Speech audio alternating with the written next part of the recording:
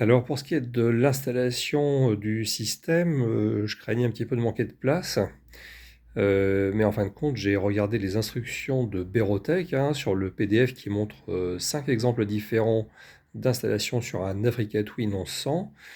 Et je me suis rendu compte qu'il y avait pas mal de place perdue au niveau du flanc arrière gauche, hein. Donc on va regarder ça. Et puis dans un premier temps, en fait, au niveau électrique, j'ai connecté un petit boîtier qui va me permettre de connecter dans un premier temps le graisseur de chaîne et puis par la suite peut-être d'autres appareils, hein. Donc il s'agit de ce boîtier-là que vous voyez ici. Il est collé tout simplement au double face en fait, hein, et ça tient plutôt pas mal. Ce boîtier-là que j'ai acheté sur Ali, eh bien, il s'alimente avec du 12 volts au niveau de la batterie directement. Ce sont donc les fils qu'on voit partir du boîtier dans cette zone-là. Et il y en a un troisième qu'on voit un petit peu moins, qui est un plus 12 après contact. Donc ça veut dire que les deux fils en fait vont partir vers l'avant. Les deux qui vont purement dans cette gaine ici vont aller jusqu'à la batterie, ils vont se connecter en direct. Et puis le troisième, je l'ai mis dans une gaine spiralée pour le protéger un petit peu. Il prend le même chemin au début. Là, il fait une boucle parce qu'il était trop long et puis j'ai pas voulu le couper. Il revient et il plonge là sur un connecteur Honda d'origine qui existe sur la moto. Je vais essayer de vous le montrer. Il est caché ici. Voilà.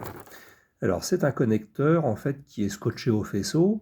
Lorsqu'on le déscotche, eh ben, on a une bonne longueur, on a 20 cm, et ce connecteur il est fermé par une sorte de, comment dirais-je, un faux connecteur en fait qui sert de bouchon.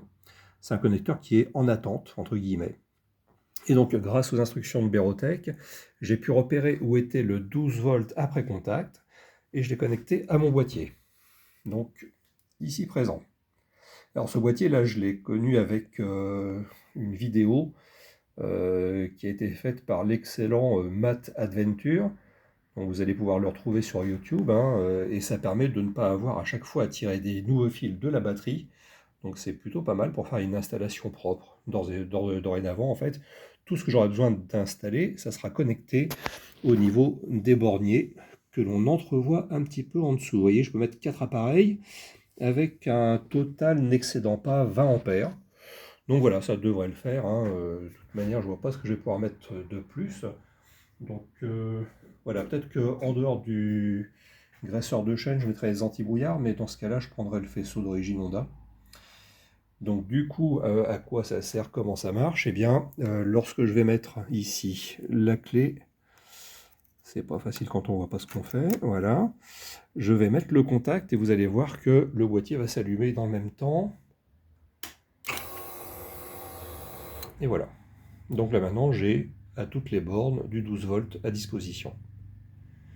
Je coupe, les appareils s'arrêtent. Voilà, ça c'est pour la partie purement électrique. J'ai encore rien installé au niveau du graisseur de chaîne, mais je cherchais un emplacement pour le réservoir qui est assez conséquent. Et ben en fait, j'ai regardé sur les tutos Berotech, hein, qui sont en PDF, comme je vous disais, et vous voyez cette garniture en plastique en fait qui vient courir sur tout le côté de la moto, hein, jusqu'au feu arrière, hein, tac, tac, tac, et jusqu'au cache latéral. Et bien, quand on l'enlève, on se rend compte qu'on a un très très gros espace libre. Alors on pourrait vraiment mettre des choses intéressantes là-dedans, hein, si ce n'était pas si difficile d'accès évidemment.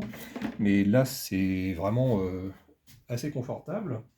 Alors je vais prendre le réservoir pour vous montrer, hein. Vous voyez qu'on a les tubes de la boucle arrière du cadre en fait, qui sont visibles. Et là si je mets mon réservoir, finalement il a très largement la place et puis il est beaucoup moins imposant que je pensais. Donc voilà, je pense qu'il y a moyen au moins de mettre le réservoir, voire même peut-être l'électrovanne, hein, qui déclenche le passage de l'huile quand l'appareil fonctionne. Là, on est relativement tranquille. Et puis, ce petit cache en plastique, là, il est fixé par deux vis M6 qui sont situées pour l'une à ce niveau-là. D'ailleurs, il y a une petite entretoise qu'il ne va pas falloir perdre, hein. À l'arrière, la vis se situe ici. Vous voyez que l'autre, elle est encore en place, hein. Et puis, de temps en temps, ils mettent un petit rivet en plastique. Vous voyez, par exemple, ce trou-là, ici. Il y en a un autre plus bas, un autre plus haut, donc il doit y avoir 3 rivets plastiques au total. Ces rivets-là permettent de démonter la garniture, de terminer le démontage. Alors vous voyez, ça ressemble à ça, c'est une sorte de clou. Quand on le met en position, le clou dépasse. Lorsque on a mis le rivet en position, on enfonce le clou, ce qui a pour effet d'épanouir les griffes, hein. Donc ça c'est le maintien. Et puis si on a besoin de démonter, eh ben, on n'essaie pas de l'arracher comme un bourrin, tout simplement on pousse avec un tout petit tournevis le pion central, l'espèce de clou va s'enfoncer, je vais essayer de le faire mais c'est pas évident, voilà. Non, ça n'a pas marché. Alors il va s'enfoncer de quelques millimètres, hein, et donc les griffes vont se rétracter à nouveau, en fait. Hop, c'est une sorte de clou à 2 étages, voilà, je l'ai fait, juste pour vous montrer que on enfonce de 3-4 mm le clou sous la tête, et les griffes maintenant peuvent se rétracter vers l'intérieur, et on peut enlever le clou très facilement, enfin le rivet. Donc voilà, je crois que je suis tombé sur l'emplacement rêvé pour mettre tout ce matos. Après, ça m'intéresserait de ne pas être obligé d'enlever le cache latéral, parce que qui dit enlever cache latéral dit démonter le porte-bagages que je viens de monter, ça m'ennuierait. Donc voilà, on va essayer de faire un petit exercice avec les gros doigts boutinés, et puis rentrer par cet espace-là pour fixer au moins le réservoir, voire même plus si affinité, hein. Voilà. La suite au prochain numéro.